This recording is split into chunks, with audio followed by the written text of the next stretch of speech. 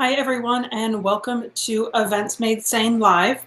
Today we're going to take a shift from talking about events because I want to talk about what event planning is. This is something I've been very passionate about from a young age. I did my internship on it in college, did a ton of events through college and in high school. So I really love doing this. And while it is amazing, I've been able to visit some phenomenal places with event planning and going to trade shows. And I've met some great people.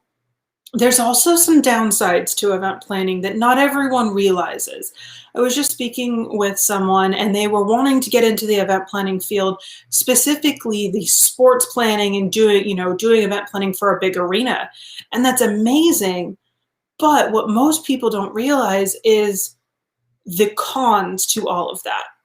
So I wanted to share those with you today. And again, we'll go through some of the pros as we do this. But if you are thinking about getting into the event planning world, whether it's doing corporate events, trade shows, or wedding planning, I want you to go in with full knowledge of what you're getting into. So the first real hard truth about event planning is that it is a lot of long hours. You will spend 8 hours setting up, there will be an 8-hour event, and you will spend 6 hours tearing down. That's a very long day. And you have to be prepared to do that over and over and over again. So you have to have the stamina, you have to have the health to be able to do that and to know yourself well enough when to give yourself breaks, when to drink enough water, when to take your lunch break. And you have to take care of yourself through all of that. Again, it's super long hours. Even just working at a trade show, you get there, if it's a 3-day trade show, you get there the day before, you spend maybe 6 hours setting up. Then it's in between 8 and 10 hours a day on the trade show floor. And then once the trade show ends, you have to spend probably 3 to 4 hours cleaning up, just waiting for things to get to you. So that's the first con on event planning. The second con is that especially event planners that are doing more of the fun events, the concerts, the non-corporate events, you lose your Friday nights, your weekends, and any of your holidays because most people have those off, and that's when they're hosting the events. That's when the concerts are going on. That's when, people are doing their weddings on weekends. Their rehearsal dinners are Friday night, and then their weddings on Saturday. That's how the industry goes. So you have to be willing to lose your weekends to do events. You also, when you're doing this, if and when you decide to partner up with somebody romantically, you need to have them understand that they will lose you during those times. And that's a hard thing to do for a lot of people. So that's probably the third con, is the relationships can suffer because you can't go out with your friends on a Friday night. You're at the rehearsal dinner, or you're prepping for the concert, or whatever you need to do as an event planner to make sure that the event the next day is going well. So, so far we have long hours, you lose your weekends and holidays and your Friday nights and a lot of the quote unquote fun time. And it can be very hard on relationships for people who don't understand the passion that you have for events. The next con is all of the angry people that you have to deal with on a regular basis. And unfortunately, being an event planner, it comes with people coming to you to complain about everything. I love to carry a clipboard around. It gives me a place to write notes. It allows me to have all of the phone numbers and everything I need for the event right there. But a clipboard is also, a clue to everybody that you are in charge and that they can come to complain to you. So, you're serving X soft drink when they only drink Y. The chicken was bad. X is wrong. There's no toilet paper in the one stall that they were in. There's a puddle and they slipped and they're going to sue you. There's all sorts of angry people that you are going to have to deal with as an event planner, both during the planning, the event, and the cleanup of your event. So again, even clients can get angry at you. If you, bring up budget, bring up certain issues. I've had to tell people that no, we can't do that idea because of the fire marshal code. And then they get angry at me because, of the fire marshal code. Well, I don't put the fire marshal code together.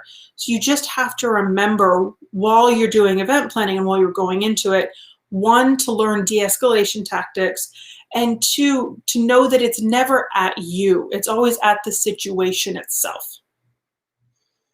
The next one is the liability you hold as an event planner. So if you are putting together a full event, make sure in the contract it states that you are liable only for certain things, and that the venue and the caterer and all of that are liable for the other things. Work with your local attorneys, work with your legal professional to make sure that you are completely or as covered as possible. Because again, a lot of events, people are drinking, people are having fun, and that's where accidents happen. So you want to make sure that the client that you're working with is going to be the one that's the most liable for the event or for any issues that happen at the event. And again, that's a conversation you have with your client. And then you want to work with all of the other vendors, the caterer, the venue, all of that, to make sure that every liability option is covered. Most event planners do carry $1 million insurance rider just as a basic precaution. So just, again, as you're going into the event planning, make sure you get a good legal representation. Find a good attorney that can help you write your contracts and put all this together to protect you, your family, and the wealth that you're trying to build. The next con is that you rarely get to enjoy the events that you're going to. It's not your job to enjoy the events. Your job is there to make sure it runs smoothly. So you don't often get to sit and watch the concert. You're running backstage, making sure the green room's put together, making sure, the next stars are in place, making sure that the trucks are getting into place to tear everything back down. You don't actually get to have fun, quote unquote, at the events. Now, they can be enjoyable. A lot of times you get some beautiful food out of it, if that's something that the caterer and that your client has worked out. But again, you aren't enjoying the event. Most of the time, things go wrong at events. A good event is where no one knows what's going wrong. When the lights went out at the Super Bowl, everybody knew that was going on there. I guarantee you there were thousands of people running around trying to fix that. That happens at almost every event on a smaller scale. I remember one event that I hosted, we didn't get a full table full of reservations from a separate office that had been taking those reservations for us. So in the middle of the event, I have to have another table pulled out, tablecloth set up right in the middle of everybody. And that's, again, a small thing that happened. Electricity, floods, fighting family members, all of these can happen at events. So you are the one that's running around mitigating as much of this as possible. It's actually, one of the things at specifically family functions that I normally ask the clients about is there anybody I should watch for? Who should be kept separated as much as possible? Is there anyone you want their drinks watered down whenever possible? We'll set them at a special table, have someone designated to bring them their drinks from the bar so that we can do that for you. But again, you're not going to enjoy the events. Therefore, you enjoy the event by knowing that your client doesn't know that anything is going wrong, or that anyone else knows that everything has gone wrong. Whether the cake falls, again, there's thousands of things that can go wrong at any event. And it's your job to, 1, anticipate them, 2, have fixes, and 3, make it look effortless. So the last con in event planning is that you have to check some of your morals and ethics at the door when it comes to the other guests. This is something that I can have a hard time with, but specifically large events and out-of-town events for people will see infidelity. You'll see, binge drinking. You'll see drug use. You'll see all of these things. And you have to decide where your line is and what you're going to do about each of these situations. And that's a hard thing to do for a lot of people. But you have to be aware that this happens. You know, there's stories galore about the corporate events where the wife is there and then the mistress suddenly shows up as well. And that's not all that uncommon. Unfortunately, it's less uncommon than you think it should be.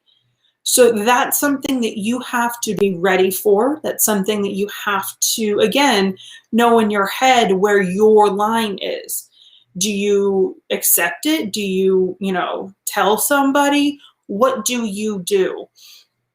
Most event planners, as long as it's not hurting anybody else, they turn a blind eye. It's not our job to police other people's morals and ethics. It's not our job to police other people's marriages.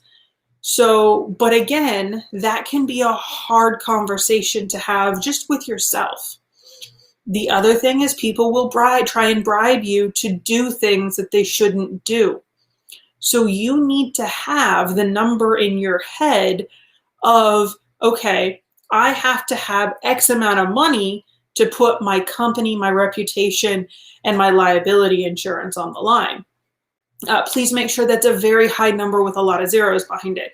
But again, think about it. Because if you don't have your number in your head and that situation comes up, you could unfortunately end up taking a lower number than you should have. Again, that doesn't happen often, but it is something that can happen. And I do want to be really transparent about the issues that come up. The next, again, there's just a lot of ethical issues that can come up with event planning around that. So event planning is an amazing career. You get to create your vision. You get to see things that were in your head get put on paper and come to life. It's the one thing I truly enjoy about it, is that everything, your vision in your head comes true. And that's an amazing experience and feeling. And that is the true enjoyment of an event for me, is watching the experience of other people have, that I knew that they were going to get that one experience from the event that I created.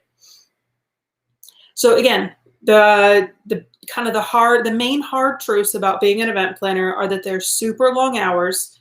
You lose your Friday nights, your weekends, and your holidays. You have to unfortunately deal with a lot of angry people.